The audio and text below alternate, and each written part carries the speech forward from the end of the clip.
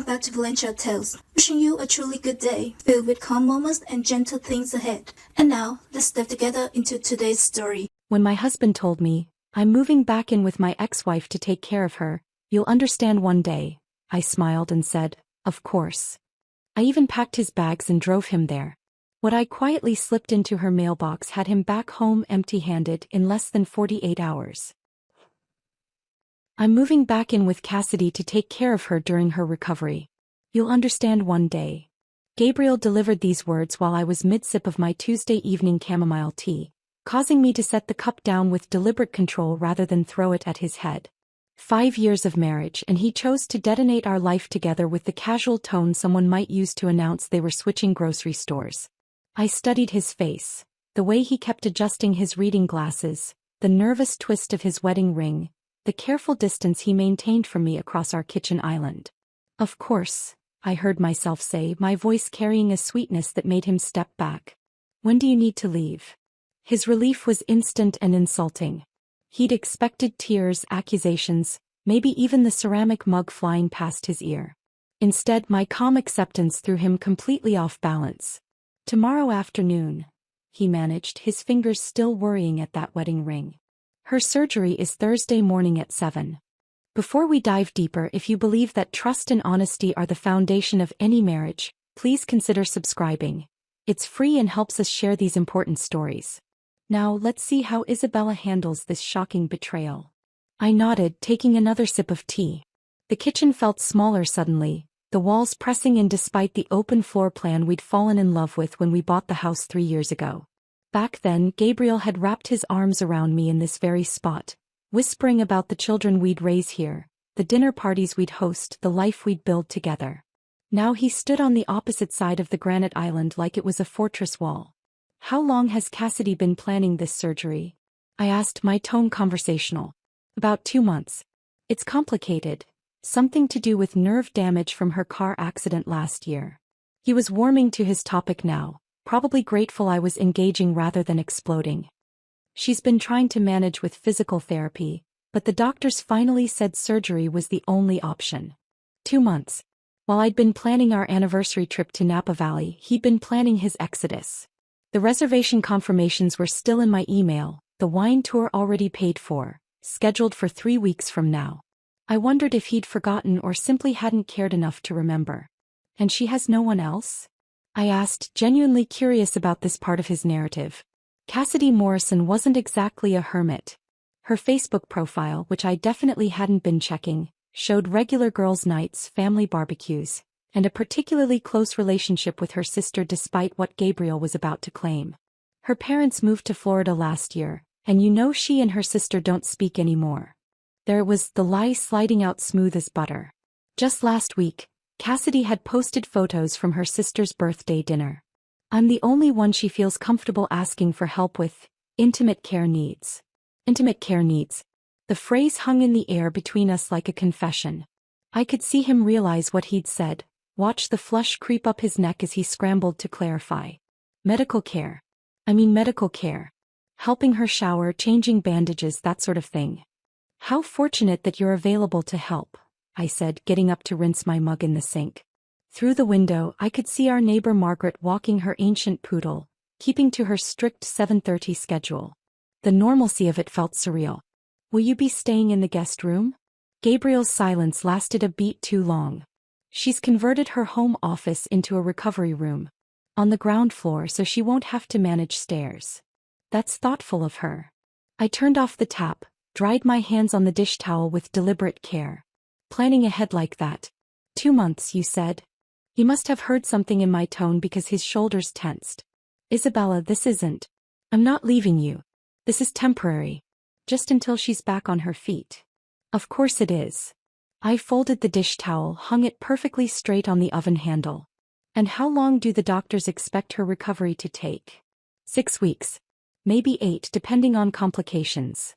8 weeks of my husband living with his ex-wife, providing intimate care, being her hero.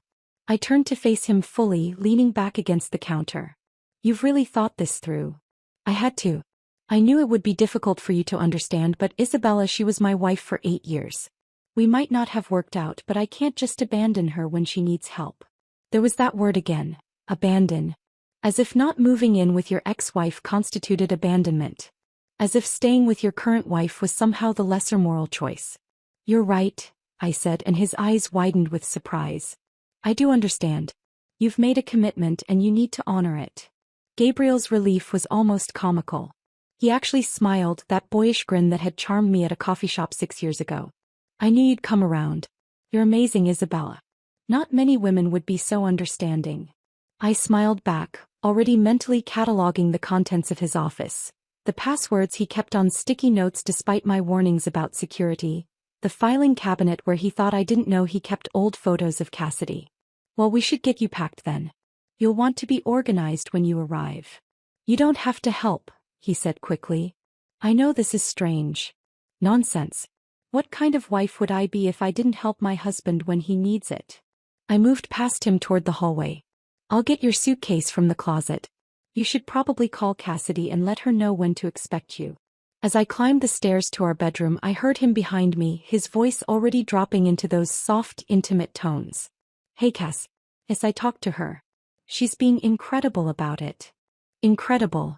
That was one word for what I was being. Walking into our bedroom, I pulled his large suitcase from the closet, the one we'd bought for our honeymoon in Costa Rica. Inside, the luggage tag from that trip was still attached. Mr. and Mrs. Gabriel Harrington, it read.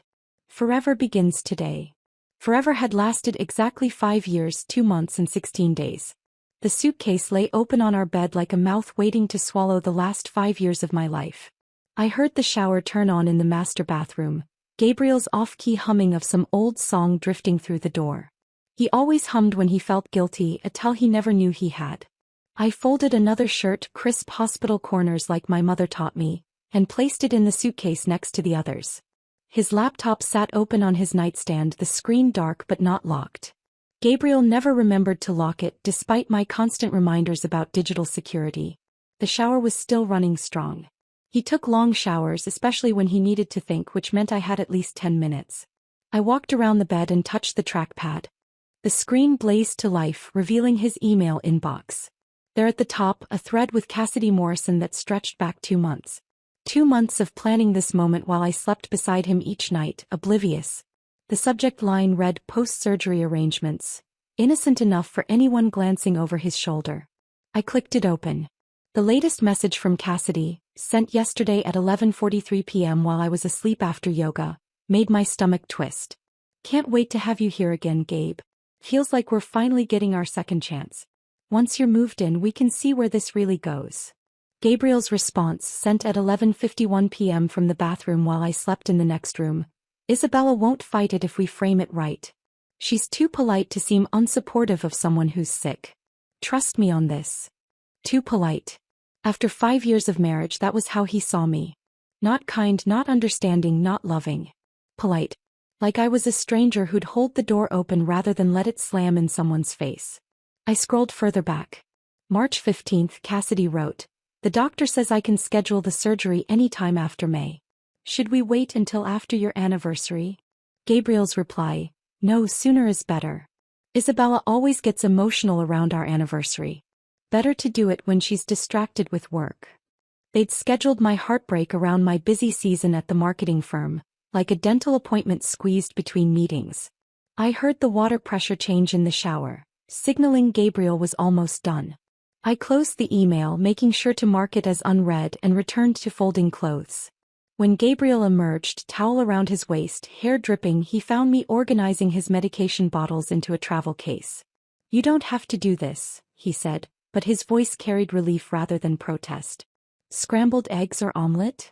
I asked, not looking up from the pills I was sorting. "For breakfast, I mean.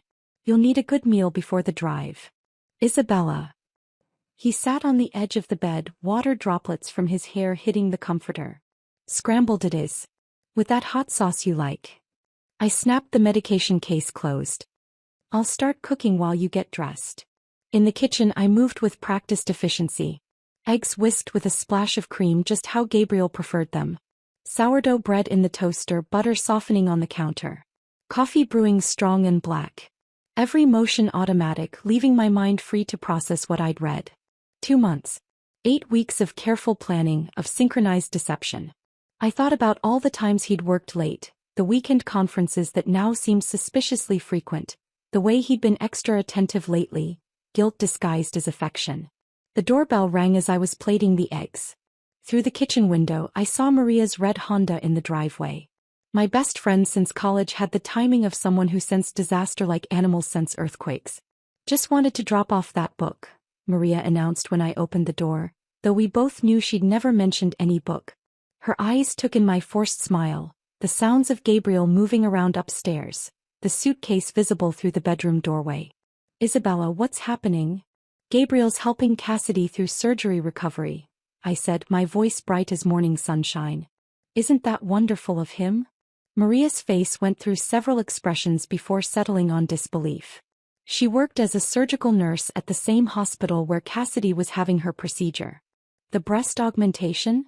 The words landed in my kitchen like grenades, but I kept whisking eggs. "She said it was nerve damage from a car accident." "Isabella." Maria lowered her voice. "I saw the surgery schedule. Cosmetic. Elective.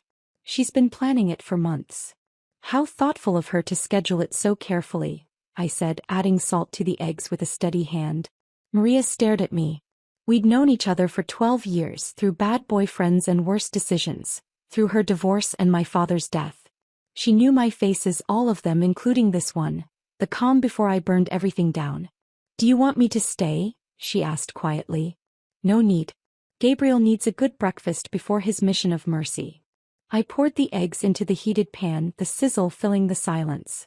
After Maria left, pressing my hand tightly and whispering, "Call me," I served Gabriel his breakfast. He ate quickly, nervously, complimenting the eggs twice as if that might ease his guilt. I sipped my coffee and made appropriate sounds of agreement when he explained again how temporary this arrangement would be. "I should check the joint account," he said suddenly, pulling out his phone. "Make sure there's enough for groceries while I'm gone." I watched him scroll through our banking app, watched his face remain carefully neutral as he viewed the balance. He didn't mention the $30,000 that had disappeared over the past 2 years, the monthly transfers to an insurance company I'd never heard of, the large withdrawal labeled property consultation from just 6 weeks ago. He simply closed the app and continued eating. "I'll handle the bills while you're gone," I offered, refilling his coffee cup. "You're incredible," he said again, that word that was starting to sound more like an indictment than a compliment. "I don't deserve you." Finally, something we could agree on. I smiled and began clearing the dishes, each movement deliberate and calm while inside. Pieces of my world rearranged themselves into a pattern I was only beginning to understand. The missing money, the secret planning, the surgery that wasn't what it seemed, threads of deception weaving together into something larger than just an affair. "We should finish packing," I said, drying my hands on the kitchen towel. "Cassidy will be waiting." Back upstairs, Gabriel had moved to his office to make phone calls, his voice a low murmur through the closed door. I stood in our bedroom, surveying the chaos of packing that lay ahead. His clothes hung in the closet like witnesses to our unraveling marriage, each shirt and tie holding memories I needed to push aside. I pulled out his summer clothes first, the linen pants he'd worn on our trip to Charleston last month, the polo shirts from golf outings with clients. Each piece folded with the precision of someone who'd worked retail in college, creases sharp enough to cut. Gabriel emerged from his office an hour later to find me surrounded by perfectly organized piles. His dress shirts arranged by color gradient, casual wear sorted by function, each stack looking like a department store display. "You're really going all out," he said, and I heard the discomfort creeping into his voice. "If you're going to be caring for someone, you need to be organized," I replied, holding up a label maker I'd found in the closet. "I'm labeling everything so you can find what you need quickly. Morning wear, evening casual, sleepwear." Each label printed with unnecessary precision, the kind of detail that suggested either obsessive care or barely contained rage. "Isabella, this is..." He stopped, watching me fold his boxers into perfect squares. "You really don't need to do all this." "I've already started on the meals too," I continued as if he hadn't spoken. "I'm preparing 2 weeks' worth of frozen dinners. Cassidy shouldn't have to cook while recovering, and you were never much good in the kitchen." The insult slid in smoothly, wrapped in concern. "I've got chicken soup, that pasta bake you love, And I'm working on a special healing tea blend with ginger and turmeric. Gabriel's face went through several expressions before settling on something close to fear. A tea blend. For Cassidy's recovery. Anti-inflammatory properties. I smiled brightly. I'll put it in a nice jar with instructions. She'll appreciate the gesture. He retreated to his office again and I heard him on the phone, voice lowered but urgent. No, she's being helpful. Too helpful. It's strange. Pause. I don't know what to think. While he was distracted, I slipped into his office. The filing cabinet in the corner had always been locked, Gabriel's private space for what he called important documents. What he didn't know was that I'd had a copy of the key made years ago after he'd lost his original and asked me to order a replacement. 2 keys arrived, I gave him one. The bottom drawer slid open silently. Behind tax returns from 3 years ago, behind old warranties and instruction manuals, my fingers found a folder that felt different. Newer. The papers inside were crisp, recently handled. I pulled it out carefully, listening for Gabriel's footsteps. The first document stopped my breathing for a moment. A life insurance policy on Cassidy Morrison, dated 2 years ago, valued at $500,000. Gabriel listed as sole beneficiary. The premium payments, I noted with cold clarity, matched those mysterious insurance company deductions from our joint account. He'd been paying for this with our money, planning something I couldn't quite grasp yet. But the second document made everything crystalline clear. A quitclaim deed signed 6 weeks ago, transferring partial ownership of Cassidy's townhouse to Gabriel. The same townhouse he was moving into today. The document cited consideration of future care and support as the reason for transfer. 6 weeks ago we'd been celebrating our anniversary at that overpriced French restaurant downtown, Gabriel holding my hand across the table talking about our future. My phone camera captured everything. Each page, each signature, each date. The insurance policy's payment history. The deed's notary stamp. The witness signature that looked suspiciously like Gabriel's colleague Roger's handwriting. 23 photos in total, each one evidence of a betrayal that went deeper than just an affair. I heard Gabriel's footsteps in the hall and quickly returned everything exactly as I'd found it. The folder went back behind the tax returns, the drawer locked, and I was examining his bookshelf when he opened the door. Finding something? His voice carried an edge of suspicion. That medical reference book you bought last year, I said, running my finger along the spines. Thought it might be helpful for understanding Cassidy's recovery needs. He relaxed visibly. It's in the garage, I think. But really, the doctor will provide all the information. Of course. I moved past him toward the door. I should check on the soup. Downstairs, I ladled the freshly made chicken soup into containers, each one labeled with heating instructions in my neatest handwriting. My phone buzzed. Mother calling, her timing impeccable as always. I answered with forced cheer. Hi, Mom. Isabella, something's wrong. I can feel it. 30 years of maternal instinct compressed into one phone call. Everything's fine. Actually, Gabriel's doing something really noble. I let admiration seep into my voice. His ex-wife Cassidy needs help after surgery and he's stepping up to care for her. Isn't that wonderful? The silence on the other end stretched for 3 seconds. He's what? Moving in temporarily to help with her recovery. It's what any decent person would do. I knew my mother would be on the phone with her book club within minutes, the news spreading through our social circle like wildfire. Gabriel's noble gesture would be discussed over wine and judgment before he even arrived at Cassidy's. Isabella Marie.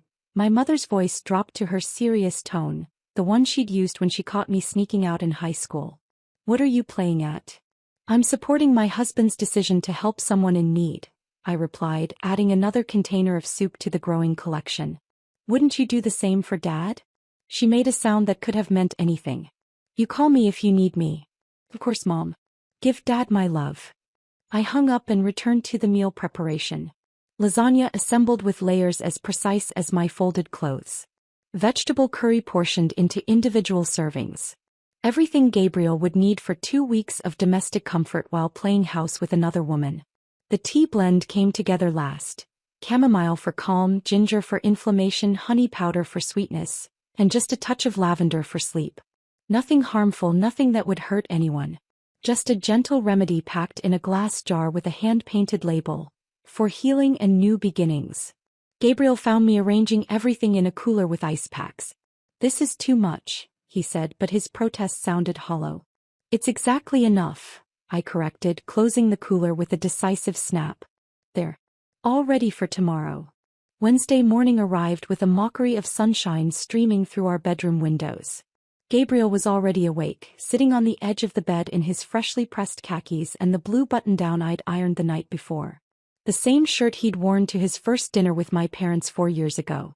Now he was wearing it to move in with another woman. Coffee? I asked, already knowing the answer. Gabriel needed his morning coffee like other people needed oxygen, 2 sugars, splash of cream, served in the ukulele mug his brother had given him.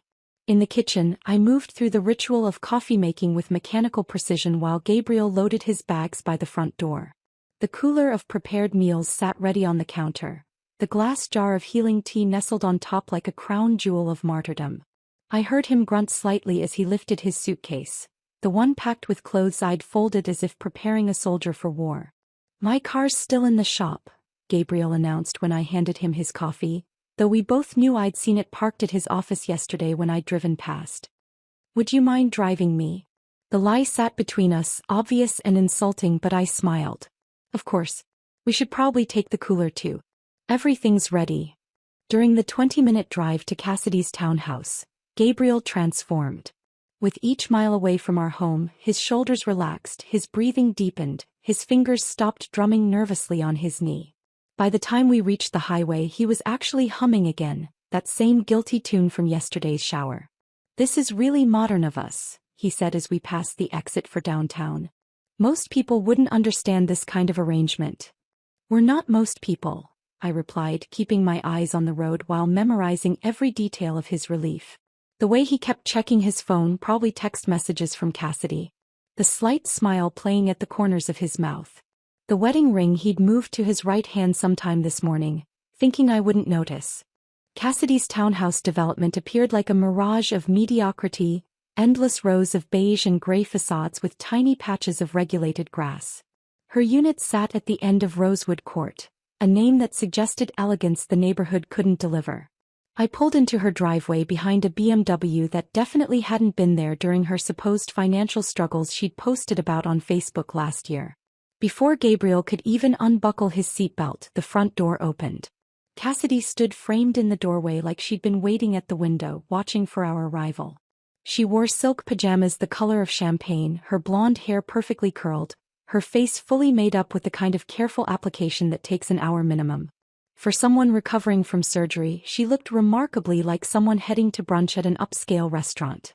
Gabriel. Her voice carried across the small lawn with practiced weakness. I was getting worried. She moved toward us with careful steps, one hand pressed to her side in a gesture of pain that didn't quite match the smooth flow of her walk. Gabriel practically leaped from the car to meet her, his hands hovering near her elbows as if she might collapse at any moment. Careful, he murmured, and I watched Cassidy lean into him with calculated fragility. Isabella, Cassidy finally acknowledged me, her green eyes sweeping over me with the kind of assessment women give their rivals.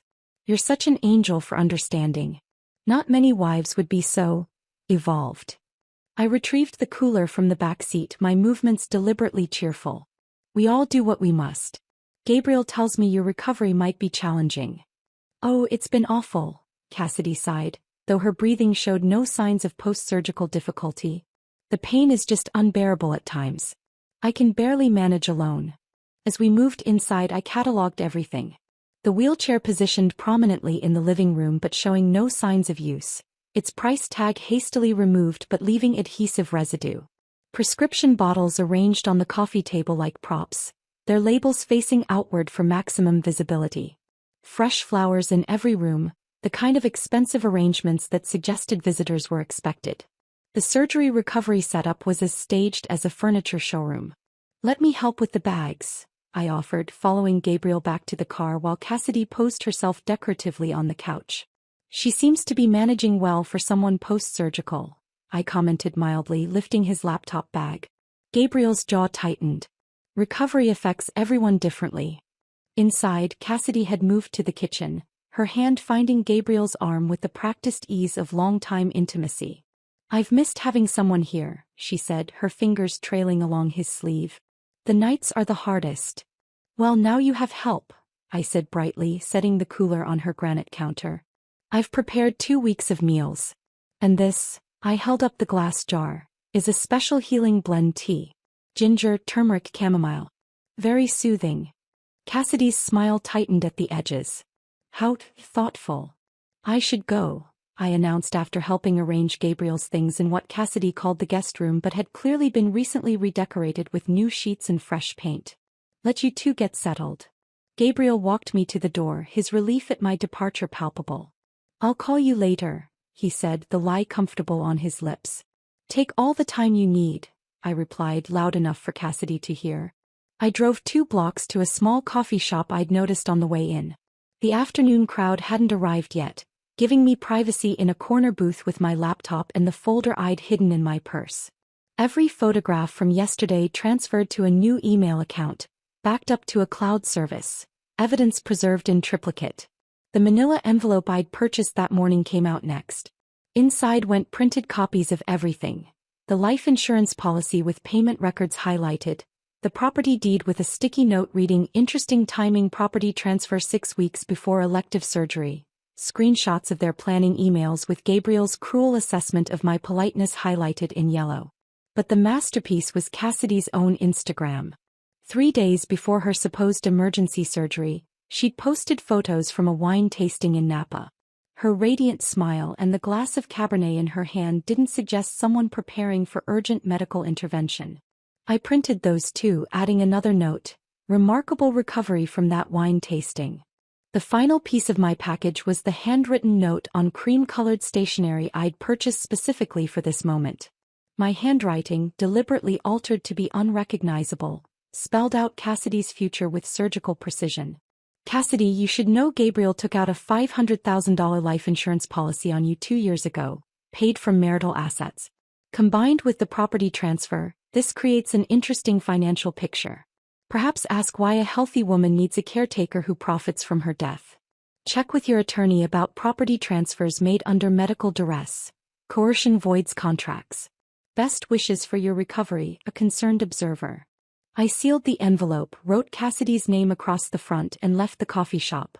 The walk to her neighborhood took 15 minutes, enough time for the afternoon to fade into early evening. Dog walkers and joggers provided perfect cover as I strolled past manicured lawns and identical mailboxes. Cassidy stood at the end of her driveway, black metal with a red flag waiting to announce incoming mail. I slipped the envelope inside, feeling the satisfying weight of it settling among her regular correspondence, then continued walking as if I belonged there, just another resident enjoying the evening air. The drive home felt like floating. Every traffic light seemed to understand my mood, turning green at my approach. Back in my empty house, the silence greeted me like an old friend. No television murmuring from Gabriel's study, no sound of his typing, no clearing of his throat when he wanted attention but wouldn't ask for it directly. Just blessed quiet. I poured myself a glass of Malbec from the bottle Gabriel had been saving for a special occasion and stood in my kitchen, surveying the space he'd always criticized. Too cluttered, he'd say, too many gadgets we never used.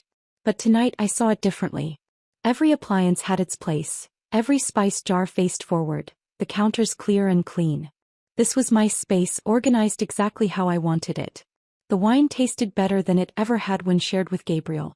I reorganized the pantry while sipping it, moving his protein bars to the highest shelf, bringing my herbal teas front and center. His breakfast cereals went to the back, my granola took prime position. Small acts of reclamation that felt like revolution. My phone sat on the counter, face up, volume high. Cassidy always checked her mail first thing in the morning. She'd posted about it once, calling it her morning ritual before coffee. 7:30 a.m. like clockwork, based on the timestamps of her complaint posts about bills and political flyers. In approximately 13 hours she would find my envelope. The thought made me smile into my wine glass. That night, I slept in the center of our king-sized bed, spreading out like a starfish, claiming every inch of space Gabriel had occupied. No snoring from his side, no restless turning, no alarm set for his unreasonably early workout routine he'd maintained for exactly 3 weeks before quitting. The sheets smelled only of my lavender fabric softener, his cologne already fading like a ghost giving up its haunt. Thursday morning arrived with birds singing outside my window. 6:30 a.m. I stretched luxuriously, taking my time with morning yoga in the living room where Gabriel always complained about my mat being in the way. Warrior pose felt particularly appropriate as I held it, breathing deeply, centering myself for whatever would come. Breakfast was simple. Greek yogurt with honey and walnuts, green tea in my favorite mug. The delicate one with painted roses Gabriel said looked like something from a grandmother's estate sale. I checked work emails, responded to a client about a marketing proposal, scheduled a meeting for next week. Normal activities that felt surreal given what was brewing 2 miles away in Cassidy's mailbox. 7:30 came and went. My phone remained silent. 7:45. 8 o'clock. Either Cassidy was sleeping in, breaking her routine, or she was processing what she'd found. I imagined her standing in her driveway, envelope in hand, reading and rereading the note. The dawning realization that Gabriel might not be the savior she'd orchestrated him to be. At 8:17 my phone buzzed. Not Gabriel but my sister Lauren, her timing uncanny as always. "You're not going to believe what I just heard," she said without preamble. Lauren lived for gossip the way other people lived for oxygen. "Good morning to you too," I replied, refilling my tea. "Cassidy Morrison has been bragging at book club for weeks about getting Gabriel back," Lauren continued, her voice pitched with the excitement of someone delivering breaking news. "Jennifer. You remember Jennifer, Cassidy's sister. She's been telling everyone how Cassidy planned the whole thing. The surgery timing, everything." I set my cup down carefully. "Jennifer's in your book club?" "Started last month. She's been dying to vent about Cassidy. Apparently, Cassidy researched when your busy season at work would be, planned the surgery for maximum impact. She even practiced her helpless act in the mirror, according to Jennifer. The confirmation of what I'd suspected should have hurt, but instead, it felt like validation. Every instinct I'd had was correct. "That's quite elaborate," I said mildly. "Isabella, she's been planning this for over a year. Jennifer said Cassidy hired a private investigator to track Gabriel's routines, learned about your marriage problems." "We didn't have marriage problems," I interrupted. Lauren paused. "You didn't?" "Not until yesterday." The silence stretched between us before Lauren spoke again, her voice softer. "What are you going to do?" "I'm going to finish my tea and work on the Henderson account," I replied. "Speaking of which, I have a video call with my attorney in 20 minutes. "Your attorney?" "Isabella, you didn't waste any time." "Why would I?" "Gabriel made his choice. I'm simply responding accordingly." After Lauren hung up, I prepared for my video consultation with Catherine Brennan, the attorney Maria had recommended last year during her own divorce. Catherine's face appeared on my laptop screen at exactly 9 o'clock, her expression professional but warm. "Isabella, I've reviewed the documents you sent. This is quite a collection." I'd emailed her everything the night before. The insurance policy, the property deed, bank statements showing the missing $30,000, screenshots of the email planning between Gabriel and Cassidy. "Your husband's actions constitute marital asset fraud," Catherine continued, her fingers steepled as she spoke. "Using joint funds for the insurance policy, the property consultation, hiding assets. These give you significant leverage. The property transfer alone raises questions about undue influence and financial manipulation." "What does that mean practically?" I asked, taking notes on a legal pad. "It means Gabriel has violated his fiduciary duty to you as his spouse. The court takes a dim view of spouses who dissipate marital assets, especially when deception is involved. You're entitled to a full accounting and likely a larger share of the remaining assets as compensation. And if he tries to claim this is temporary, that he's coming back?" Catherine's smile was sharp as a blade. "Abandonment is abandonment, regardless of his stated intentions." Catherine was explaining the specifics of asset division when my phone rang at exactly 11:47 a.m. Gabriel's name on the screen made my pulse quicken, though I kept my expression neutral for the video call. "I need to take this," I told Catherine. "It's him. Document everything," she advised before I clicked over. Gabriel's voice came through high and strained, nothing like the confident man who'd left my house yesterday morning. "Isabella, I need to come home." "No. Can you come get me?" I stood up from my desk, moving to the window where morning light streamed through the blinds. "What's happened?" Is Cassidy all right? She's lost her mind. She's locked me out. My bags are on the lawn. She's threatening to call the police. His words tumbled over each other, panic making him sound decades younger than his 35 years. She found some documents. She thinks I'm trying to. It's insane. She thinks I'm after her money. The satisfaction that bloomed in my chest was dark and complete, though my voice remained steady. The police? Gabriel, what kind of documents would make her think that? I don't know. The edge of hysteria in his voice was new. In 5 years of marriage I'd never heard him this rattled. Something about insurance and property. She's completely paranoid. The pain medication must be affecting her judgment. I grabbed my car keys, already moving toward the door. I'm on my way. Try to stay calm. Please hurry. The neighbors are staring. The drive to Cassidy's took 18 minutes, though I could have made it in 12. Each red light gave me time to compose my face into the appropriate expression of concern mixed with confusion. By the time I turned onto Rosewood Court, I'd achieved the perfect balance of supportive wife rushing to rescue her troubled husband. The scene that greeted me was better than anything I could have imagined. Gabriel sat on his suitcases at the end of Cassidy's driveway, his shoulders hunched, looking exactly like lost luggage no one wanted to claim. His perfectly pressed shirt from yesterday was wrinkled, his hair mussed as if he'd been running his hands through it repeatedly. 2 neighbors stood in their driveways, pretending to check their mail while obviously gawking at the drama. Through Cassidy's front window I could see her pacing, phone pressed to her ear, gesticulating wildly with her free hand. Even from the car her agitation was visible in every movement. The silk pajamas from yesterday had been replaced with regular clothes, the invalid act apparently forgotten in her rage. I parked and approached Gabriel with measured steps, aware of our audience. "Oh, Gabriel," I said loud enough for the neighbors to hear. "What on earth happened?" He stood quickly, nearly stumbling over his own bags. "She just went crazy. 1 minute she was fine, the next she was screaming about fraud and throwing my things outside."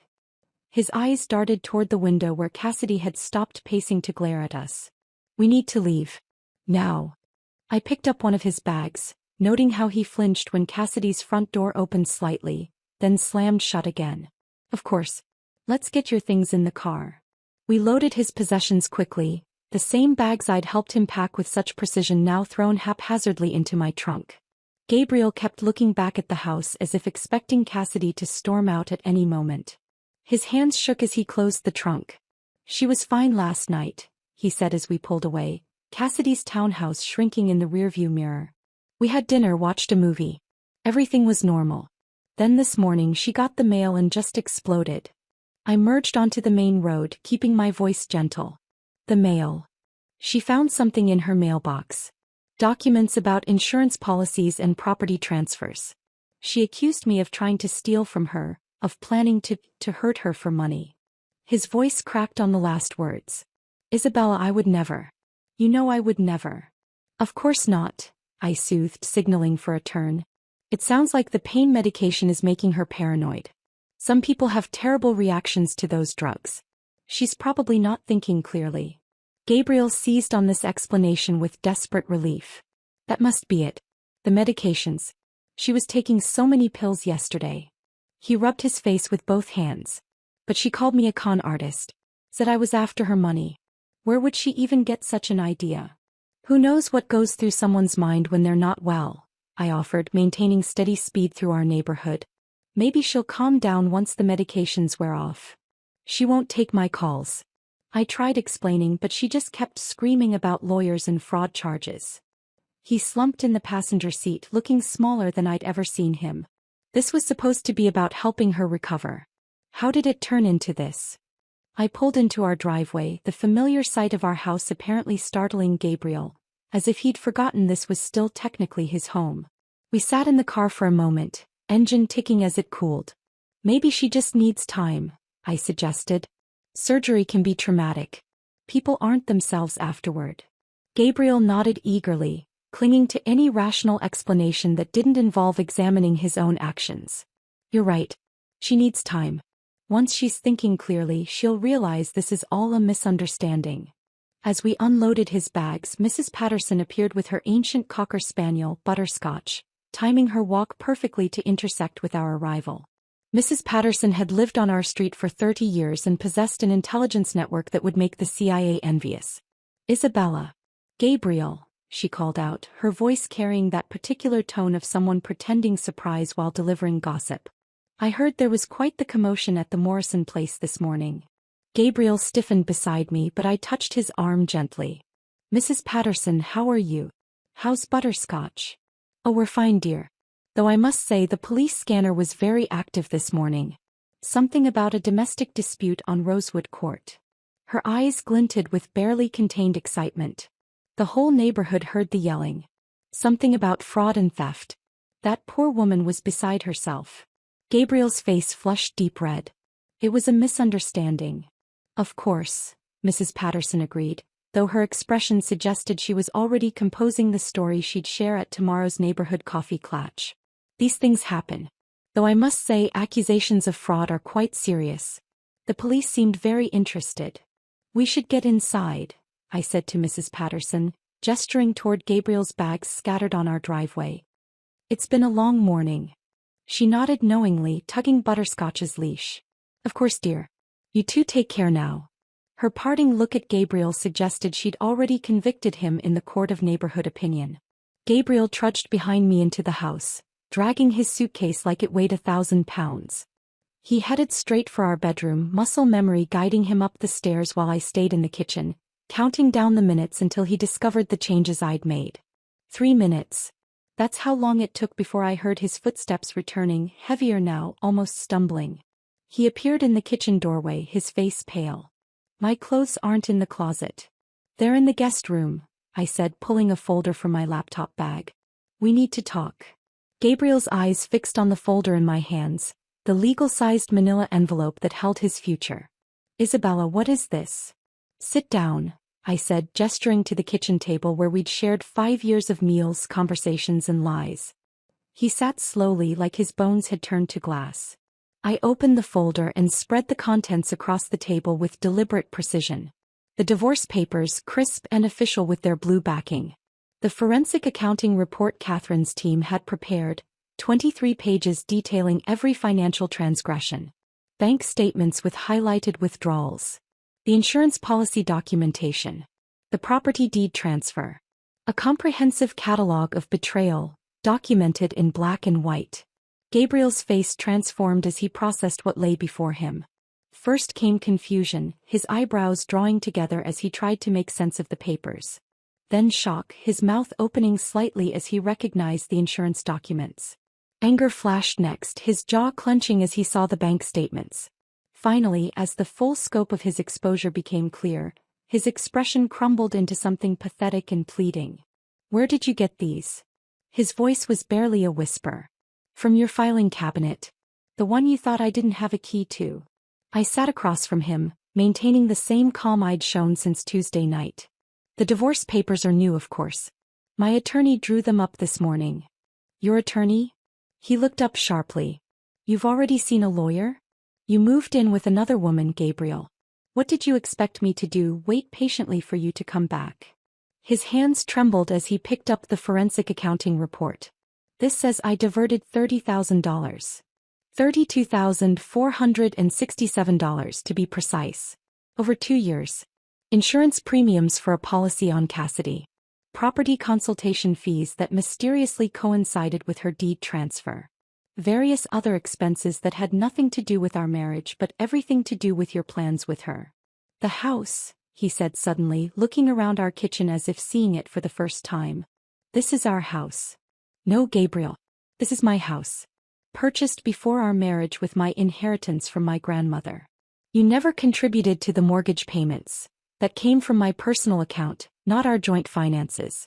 You're a tenant here now, and you have 30 days to find alternative accommodation." The color drained from his face entirely. "You can't do this." "I can, and I am.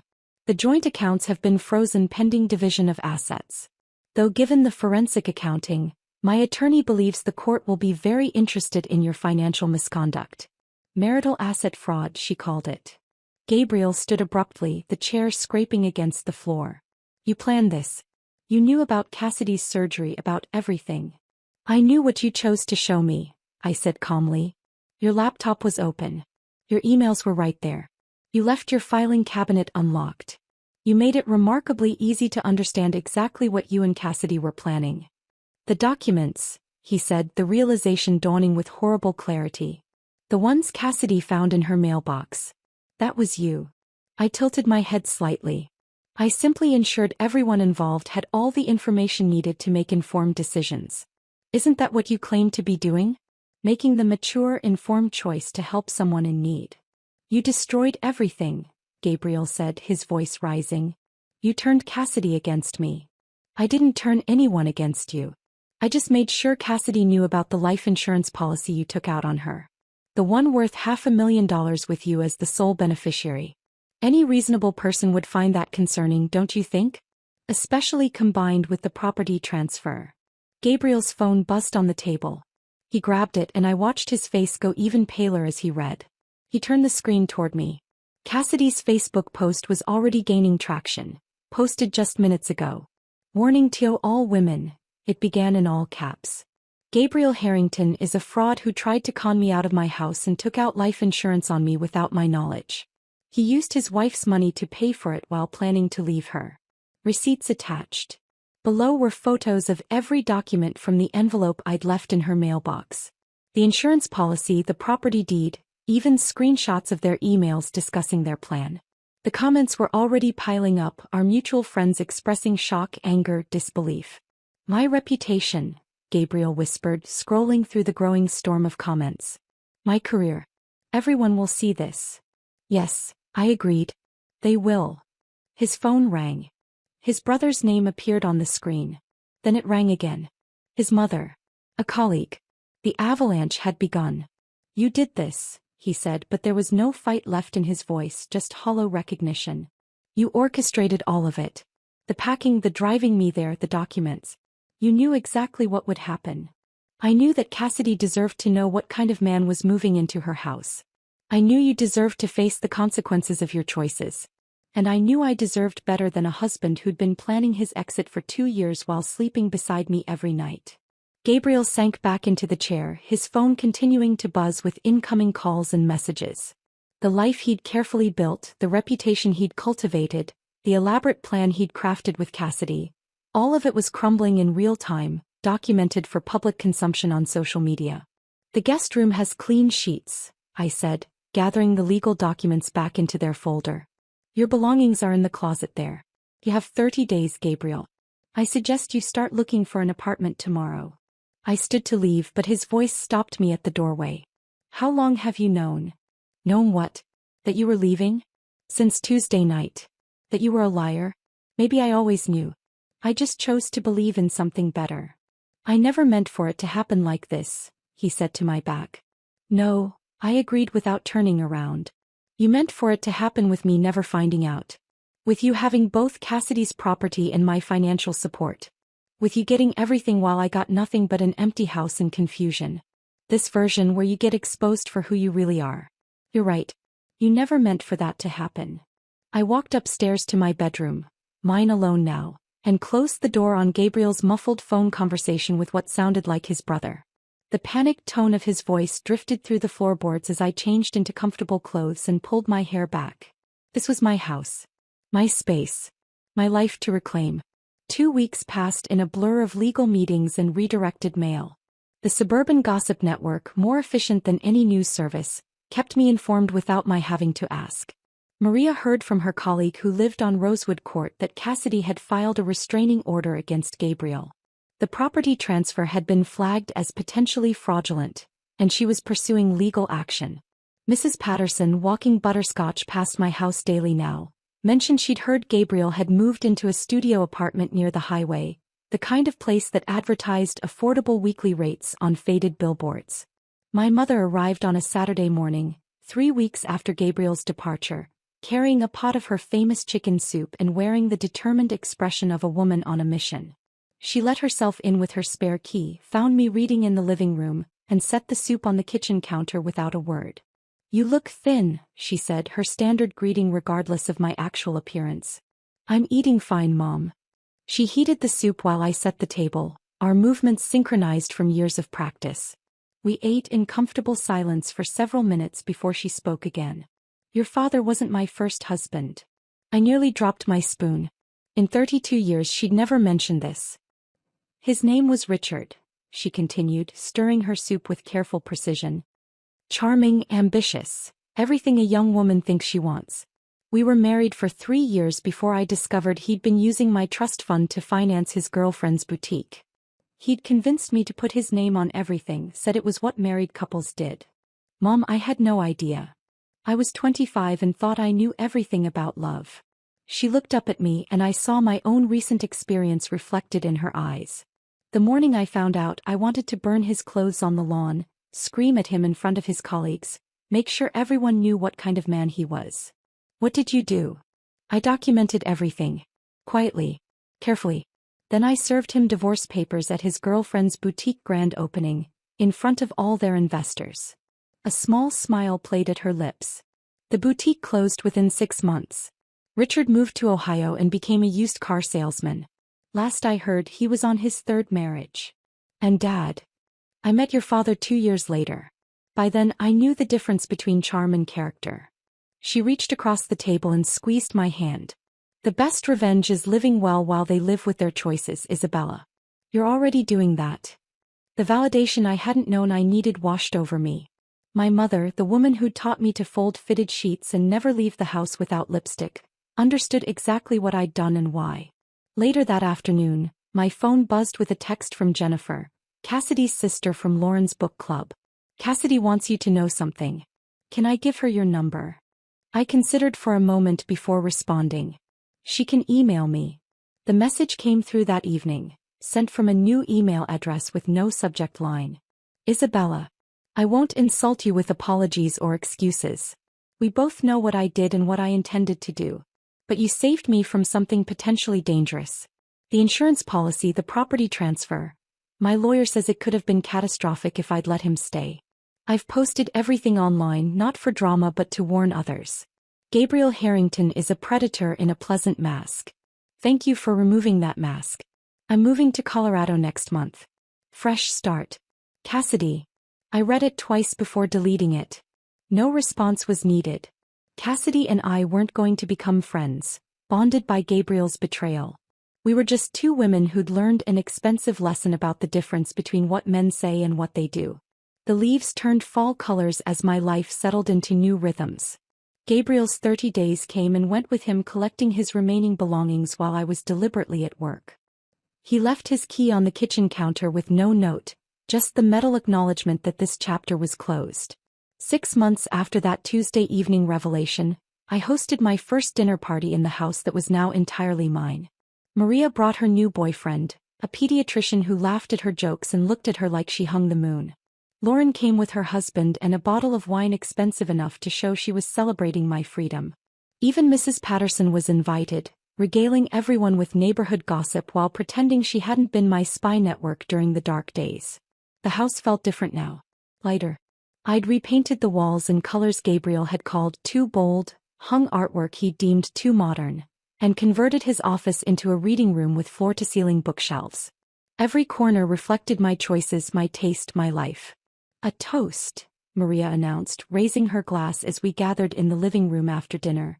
To Isabella, who showed us all that sometimes the best response to betrayal isn't revenge, it's revelation. We clinked glasses, the sound crystalline in my peaceful home.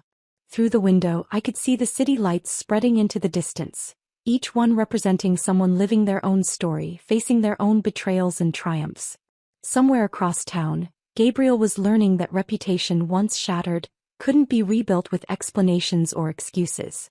His LinkedIn profile had gone dark after too many people shared Cassidy's warning post.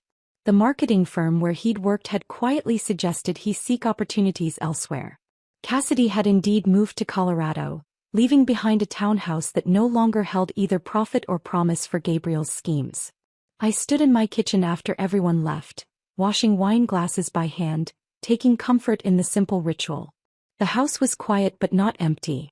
It was filled with the echoes of genuine laughter, real friendship, and the knowledge that I'd chosen truth over comfortable lies. The manila envelope that had started Gabriel's downfall was long gone, but its impact remained. Not in bitterness or anger, but in the clean, sharp clarity of a life reclaimed. I'd learned that sometimes the most devastating weapon isn't rage or revenge. It's simply ensuring everyone sees the truth. If this story of calculated revenge kept you riveted until the very end, hit that like button right now. My favorite part was when Isabella slipped that manila envelope into Cassidy's mailbox, knowing exactly what would unfold within 48 hours. What was your favorite moment of Isabella's masterful planning? Drop it in the comments below. Don't miss more gripping stories like this. Subscribe and hit that notification bell so you never miss an upload.